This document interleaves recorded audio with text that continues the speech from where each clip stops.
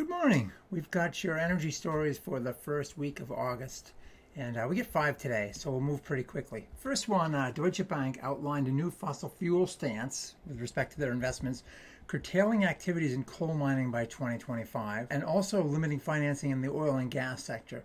They also said they will immediately cease financing any new oil and gas projects in the Arctic region. Well, okay. Oil sands projects, yeah, because they're not cost effective, or fracking projects in countries where water is limited. So there's some progress there. And then Bank of America joined an increasingly large cadre of U.S. banks committed to disclosing the impacts of their lending and financing practices. They signed up with the Partnership for Carbon Accounting Financials, which is developing a methodology to account for the greenhouse gas impacts of loans and investments across the financial community. In batteries, Panasonic announced they're going to increase the density of the battery cells for Tesla's cars by 20% over the next 5 years.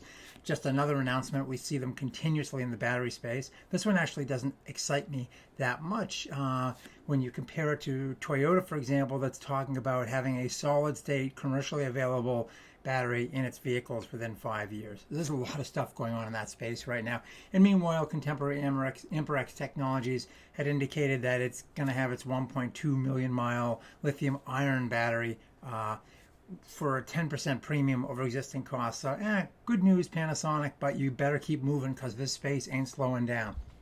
The third story, Australia's energy market operator, they just laid out their 20-year plan calling for a big potential leap in distributed energy resources, gigawatts of utility scale renewables, and battery storage all over the place. They have a whole slew of coal plants they expect to retire over the next 2 decades, and they've worked on creating a flexible plan allowing for high degrees of optionality, including multiple transmission lines.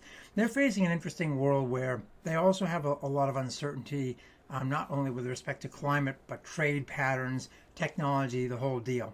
So this AEMO model from Australia is a pretty interesting one to look at, just to think about how grid planners are dealing with all the potential uncertainties and contingency they may encounter in the decades to come. Next story out of Europe, this one's pretty interesting. A group of 11 gas transmission system operators from 9 EU countries laid out a concept for a transnational hydrogen transport infrastructure.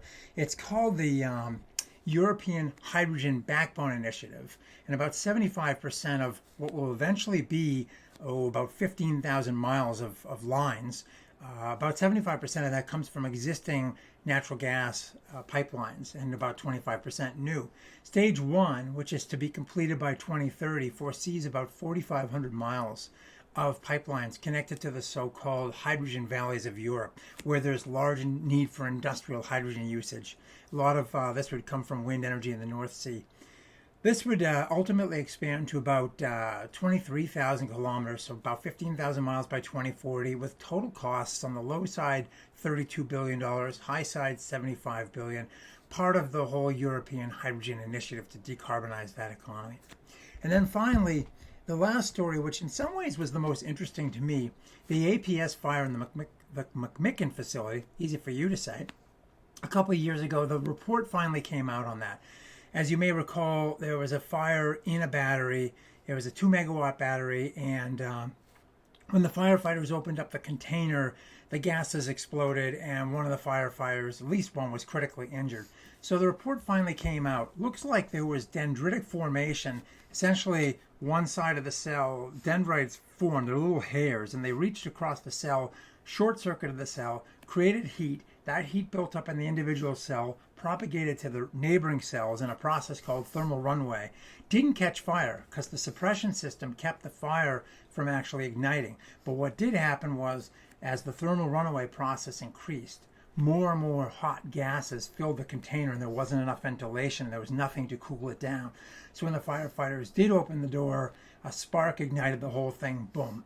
So the recommendations coming out of that: address vulnerabilities related to thermal runaway cascading, more ventilation, better fire suppression, and cooling. You got to flood these things with water once they get hot.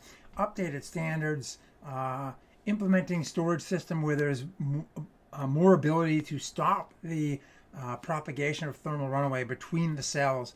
Those are the stories for this week. Thanks for watching. Stay healthy. We'll talk to you next week.